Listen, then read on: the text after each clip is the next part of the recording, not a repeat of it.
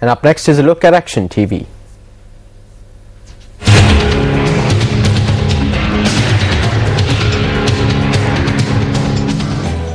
Action TV revealed on Sunday that this letter, which was forwarded on the 27th of August, bearing the name of the chairman of NARA, points out that over 66 million rupees earned by NARA by providing advisory services to the Colombo Port Expansion project has not been deposited by the organisation in any financial institution.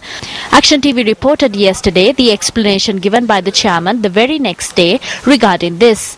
However, this letter is proof that there is an error in the explanation given by the chairman to Action TV, which is far beyond a language error.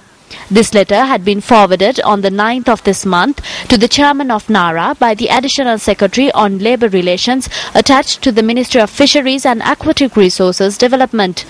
It could be understood that this letter of the chairman, which Action TV quoted on Sunday, is a reply to the letter of the Additional Secretary sent on the 9th of August. The letter of the Additional Secretary consists of 4 questions. However, the letter of the chairman has provided an acceptable response only to the first question. That response has clearly certified the amount earned by NARA through the Advisory Services project.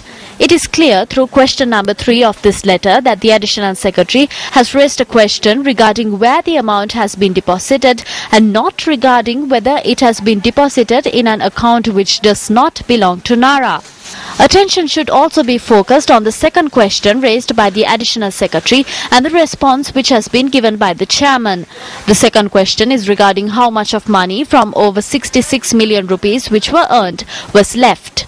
Responding to this, the chairman has stated that after leaving aside the amount which should be paid to the employees of NARA who were involved in the project, the remainder has been spent on daily activities of NARA. According to this response, if NARA possesses any remaining funds from this project, it should be distributed among the employees and not be used for other purposes. However, according to the explanation provided to Action TV by the chairman, it is understood that the remainder is being categorized and a part of it will be distributed among the employees.